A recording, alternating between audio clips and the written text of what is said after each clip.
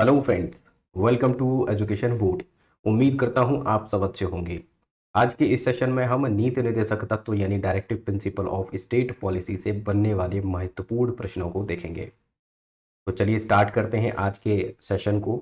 और हमारा पहला क्वेश्चन है, भारत के संविधान में शामिल राज्य के नीति निर्देशक सिद्धांतों की अवधारणा किसके संविधान से ली गई थी। मतलब आपको ये बताना है कि राज्य के नीति निर्देशक तत्व यानी directive principle of state policy, इसकी जो अवधारणा है यह किस देश के संविधान से ली गई है। और ऑप्शंस हैं ऑस्ट्रेलिया, यूएसए, कनाडा, आयरलैंड।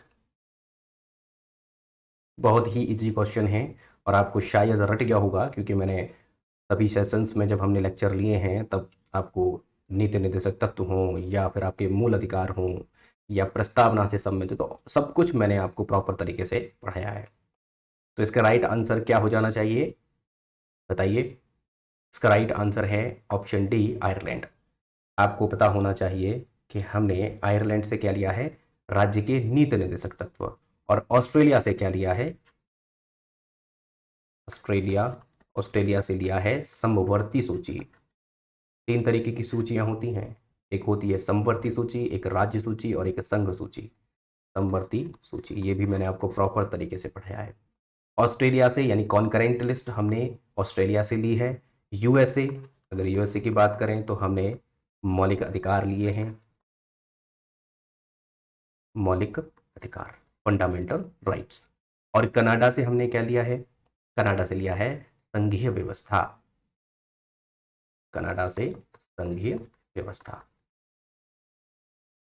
हमने यहाँ पे चारों ऑप्शंस की बात कर ली। अब हम नेक्स्ट क्वेश्चन करते हैं।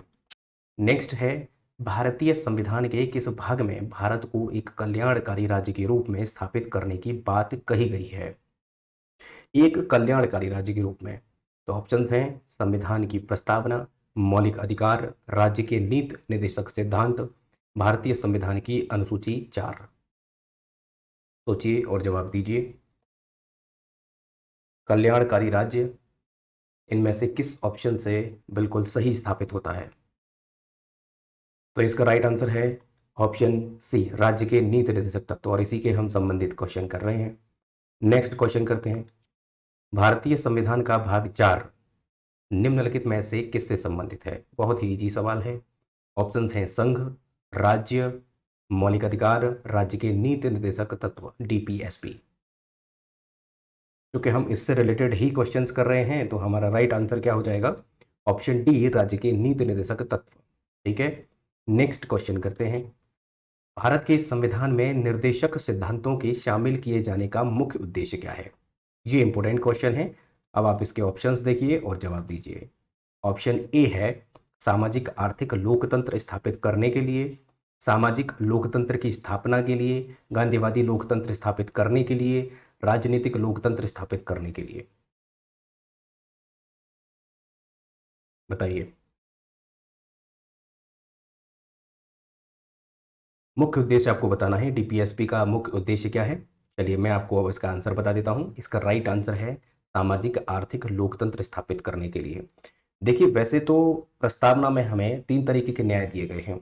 कौन से, सामाजिक, आर्थिक और राजनीतिक।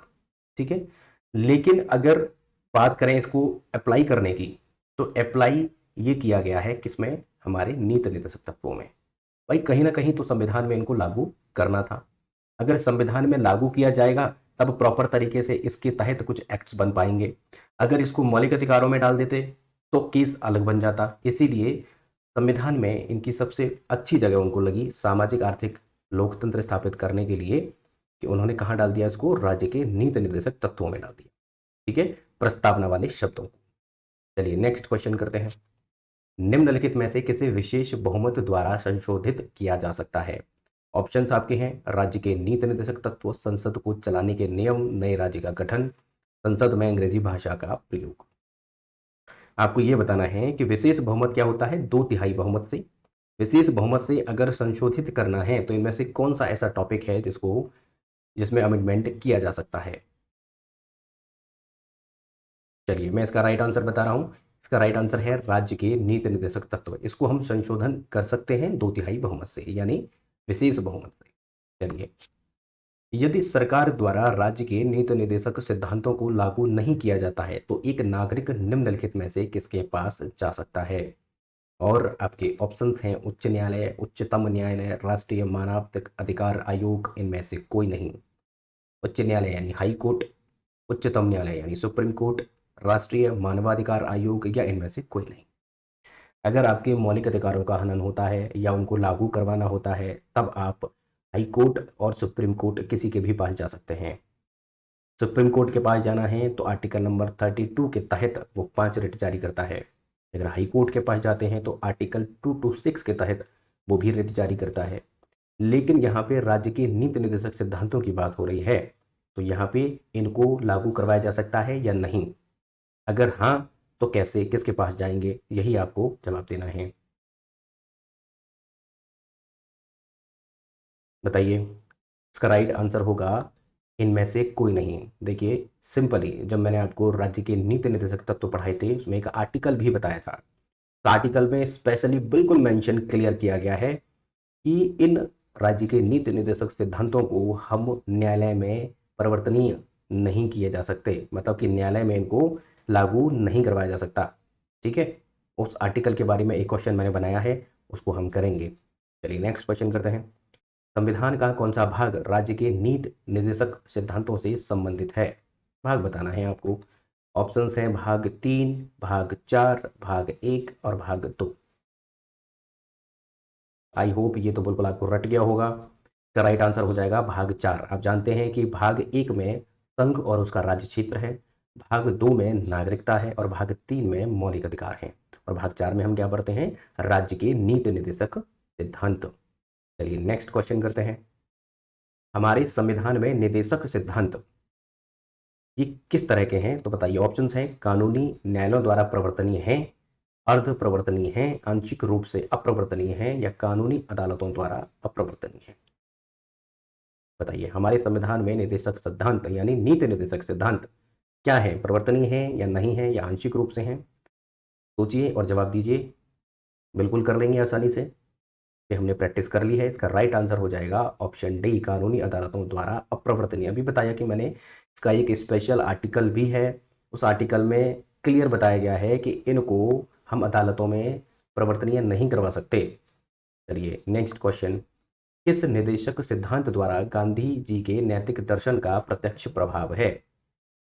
इनमें से कौन सा ऐसा निर्देशक है जिससे ये पता चलता है कि इस पर पूरा प्रभाव गांधी जी के नैतिक दर्शन का है? और ऑप्शंस हैं समान काम के लिए समान वेतन, निःशुल्क कानूनी सहायता और सलाह की व्यवस्था, या फिर गोवध पर निषेध, या फिर ऐतिहासिक महत्व के स्मारकों की रक्षा। सोचिए और जवाब दीजिए। आपको बताना है कि इनमें से किस सिद्धांत पर यह पता चलता है कि ये गांधी जी का सिद्धांत है। सोच लिया आपने? आंसर करिएगा। आप अपना आंसर कॉपी पे नोट कर सकते हैं या फिर कमेंट सेक्शन में कमेंट भी कर सकते हैं। चलिए मैं इसका राइट आंसर बता रहा हूँ। इसका राइट आंसर है ऑप्शन सी, गोवध पर निषेध। देखिए, इन सिद्धांतों की अगर बात करें तो तकरीबन 5 सिद्धांत ऐसे हैं जो गांधी जी से संबंधित हैं और जिनको नीति निर्देशक तत्वों में भी डाला गया है। पहला, ग्राम पंचायतों का गठन। ग्राम पंचायतों का गठन। दूसरा, ग्रामीण क्षेत्रों में कुटीर उद्योग को बढ़ावा। ग्रामीण क्षेत्रों में कुटीर उद्योग, इसको बढ़ावा। और शराब पर रोक के लिए एक्ट्स बनाए गए हैं। ये राज्य के नीति निर्देशक तत्व हैं, यानी उनके दायित्व हैं, तो ये संबंधित सभी गांधी जी से हैं। और देखें तो गोवध पर रोक और कृषि व पशुपालन का संगठन। आप ग्राम पंचायतें देखते हैं, जैसे कि कभी कभी किसी गांव की 2 गांव मिलकर के एक ग्राम पंचायत बनाते हैं, कहीं कहीं 3 गांव मिलकर के एक ग्राम पंचायत बनाते हैं। ग्राम पंचायत का गठन ये गांधी जी के नैतिक दर्शन का ही एक प्रभाव है। वैसे तो बहुत अच्छा है। इनका उद्देश्य था कि हम गांव के स्टार्टिंग में, यानी हमारी बेसिक यूनिट क्या होती है? ग्रामीण, ग्राम, तो वहीं से हम अगर स्टार्ट करते हैं अपने संचालन को, तो ये सबसे बेहतर तरीका है ग्राम पंचायतों का गठन, और ये गांधी जी से संबंधित है। लेकिन आजकल थोड़ा सा इसका एक क्या है डिस्प्यूट यहाँ पर, एक मुझे लगता है कि ग्राम पंचायतों का गठन के साथ जब इलेक्शन होता है, तो ये इलेक्शन कितने समय में होता है? 5 साल में। 5 साल में ये इलेक्शन होता है। तो ग्रामीण क्षेत्रों में ये देखा जा रहा है पिछले काफ़ी डिकेड से कि वहाँ पर लोगों में आपसी तनाव बहुत ज़्यादा रहता है, क्योंकि इन 3 गांव या 2 गांव में से ग्राम पंचायत में से एक व्यक्ति को प्रधान बनाया जाता है। जितने बाकी लोग और खड़े होते हैं, कुछ लोग उनके समर्थक होते हैं, तो कुछ लोग इनके समर्थक होते हैं जो जीत चुका है प्रधान है। तो कुल मिलाकर के इनमें आपसी संबंध जो होते हैं वो अच्छे नहीं होते, डिस्प्यूट होते रहते हैं, लड़ाइयाँ होती रहती हैं। तो इलेक्शन हुआ, उसके बाद थोड़े समय के लिए 3-4 साल के लिए मामला ऐसे ही तनाव में रहता है, फिर थोड़ा सा सही होने को आता है, तो फिर से 5 साल होने जा रहे होते हैं, तो फिर से इलेक्शन आ जाता है। तो कुल मिलाकर के गाँव में एक लड़ाई का एक मुद्दा जो है वो ग्राम पंचायतों के गठन से बहुत ज़्यादा प्रेरित हो रहा है। अगर प्रधानी के इलेक्शन ना हो तो फिर ये क्लॉज कहाँ जाएगा, है ना? तो कुल मिलाकर के मुझे लगता है कि गांव क्षेत्र देहात में ये बहुत ज़्यादा एक आजकल बहुत मैटर बन रहा है, ये लड़ाइयाँ हो रही हैं। आए दिन हम सुनते हैं कि जब इलेक्शन होता है तो कहीं वारदातें हो जाती हैं। खैर चलिए, ये आपको समझ में आ गया। अब हम नेक्स्ट क्वेश्चन करते हैं। ग्राम राज्य के माध्यम से राम राज्य के बारे में किसने कहा था? और ऑप्शंस हैं महात्मा गांधी, विनोबा भावे, जयप्रकाश नारायण, जवाहरलाल नेहरू। ग्राम राज्य के माध्यम से राम राज्य, जस्ट अभी हम डिस्कस कर रहे थे इसके बारे में। तो ये किसने कहा है? ये कहा है गांधी जी ने, कि हम अगर ग्राम पंचायतों का गठन कर दें तो इसके माध्यम से, ग्राम राज्य के माध्यम से हम राम राज्य स्थापित कर सकते हैं, इनका ये कहना था। खैर नेक्स्ट क्वेश्चन करते हैं। संविधान के किस संशोधन ने मौलिक अधिकारों की अपेक्षा राज्य के नीति निर्देशक सिद्धांतों को अधिक महत्वपूर्ण बना दिया? और ऑप्शंस हैं 42, 44, 52, 56। बताइए, सोचिए और जवाब दीजिए। आपको ये बताना है कि यहाँ पर जो संशोधन किया गया है उसमें मौलिक अधिकारों को ज़्यादा महत्व नहीं दिया गया है, उनको ज़्यादा महत्वपूर्ण नहीं बनाया गया है, जबकि राज्य के नीति निर्देशक तत्वों को महत्वपूर्ण बना दिया है। इसका मतलब तो ये होगा कि उनमें कुछ ऐसे संशोधन किए गए हैं जो कि राज्य के नीति निर्देशक सिद्धांतों को और मजबूत बना देते हैं, जबकि मौलिक अधिकारों को थोड़ा सा कम स्ट्रांग कर देते हैं। बताइए। चलिए मैं इसका आंसर बता देता हूं। तो ये संविधान संशोधन था 42वां। देखिए, आप सब जानते हैं कि आर्टिकल नंबर 31 ये एक संपत्ति का अधिकार था, जो हम पढ़ते हैं संपत्ति का अधिकार, ये वही एक आर्टिकल है। इस आर्टिकल को खत्म कर दिया गया, याद रखेंगे। उसी समय जब पहला संविधान संशोधन किया गया, और पहला संविधान 1951 में किया गया, तो यहाँ पर 31A जोड़ा गया, या फिर क कह सकते हैं, 31 क जोड़ा गया, और उसी के साथ 31 का ख जोड़ा गया, क ख जोड़ा गया, ठीक है। और उसके साथ बाद में 31 का ग जोड़ा गया है 25वें संविधान संशोधन में, 25वें संविधान संशोधन में, और ये हुआ था 1971 में। इसमें ये ग जोड़ा गया है। यहाँ पर संपत्ति का अधिकार है, ठीक है। यहाँ पर कुछ फिर अधिकार क्या दिए गए हैं कि देखिए, संपत्ति का अधिकार है मौलिक अधिकार, लेकिन वहां पर ये क्लॉज बताए गए कि देखिए, कोई भी राज्य इन पर क्या कर सकता है, कानून बना सकता है, और किसी भी व्यक्ति से वो उसकी संपत्ति को क्या कर सकता है, अधिग्रहण कर सकता है, और उसको फिर वापस से एक मुआवजा दे सकता है। और मुआवजा न्यायालय में प्रवर्तनीय नहीं होगा, उस पर कोई भी क्या नहीं कर सकते, हम कोई भी डिबेट नहीं कर सकते कि हमें इतना दिया गया है, इतना और मिलना चाहिए, तो इस पर न्यायालय में कोई भी बहस नहीं की जाएगी, हालांकि यथोचित होना चाहिए। तो हमने ये देखा कि 31 है, फिर 31 क है, ख है, ग है। तो संपत्ति का जो मूल अधिकार था 31वां, इसको तो खत्म कर दिया गया, ठीक है, इसको खत्म कर दिया गया। लेकिन 31 का क, ख और ग इनको खत्म नहीं किया गया, और यही क्या बनाते हैं, राज्य को थोड़ा सा मजबूत बनाते हैं संपत्ति के क्षेत्र में। तो कुल मिलाकर के यहाँ पर आपके मौलिक अधिकार में संपत्ति का अधिकार खत्म, तो मतलब आपके मौलिक अधिकार थोड़े से कमजोर हो गए। लेकिन यहाँ पर जो क्लॉज बताई गई थी कि राज्य के नीति निर्देशक तत्वों में उसके अधिकार बन जाते हैं कि राज्य अधिग्रहण कर सकता है ना, जो कि राज्य के भूमि सुधार के लिए बहुत ज्यादा जरूरी थे। तो यहाँ पर नीति निर्देशक तत्व थोड़े स्ट्रांग हो जाते हैं। बात आपको समझ में आ गई। ये पहला हमारा जोड़ा गया पहले संविधान संशोधन में, ये भी पहले संविधान संशोधन में है, लेकिन 31 का ग ये जोड़ा गया 25वें संविधान संशोधन 1971 में। इसमें संशोधन भी किया गया, और वो संशोधन किससे रिलेटेड है, राज्य के नीति निर्देशक सिद्धांतों से, वो और मजबूत किया गया। आई होप आपको ये बात भी समझ में आ गई। आपको ये भी पता होगा कि 19 में जब हम पढ़ते हैं, मैंने आपको लास्ट में भी क्वेश्चन से भी करवाया है, लेक्चर्स में भी करवाया है, 19 में भी एक एफ था जिसको हम फालतू से याद करते हैं, फालतू या फिर च, ये था संपत्ति का अधिकार, ये स्वतंत्रता थी, इसको भी खत्म किया गया था। कुल मिलाकर के यहाँ से ये भी खत्म हुआ, यहाँ से ये भी खत्म हुआ। ठीक है, चलिए नेक्स्ट क्वेश्चन करते हैं। आपको बताना है कि इनमें से कौन सा संशोधन हुआ था 2002 में जिसने सभी बच्चों के लिए मुफ्त और अनिवार्य प्राथमिक शिक्षा की व्यवस्था की। ऑप्शंस हैं 86, 85, 87, 44। ये तो आपको याद होना चाहिए क्योंकि आप टीचिंग के एग्जाम्स भी देने वाले होंगे या फिर कोई भी कॉम्पिटिटिव एग्जाम, सभी में ये क्वेश्चन बहुत महत्वपूर्ण माना जाता है क्योंकि प्राथमिक शिक्षा पर हमारी सरकार बहुत ज़्यादा काम कर रही है। और इसका ऑप्शन हो जाएगा बिल्कुल सही 86वां संविधान संशोधन। ठीक है, 86वें संविधान संशोधन 2002 में सभी बच्चों के लिए मुफ्त और अनिवार्य शिक्षा की व्यवस्था की गई।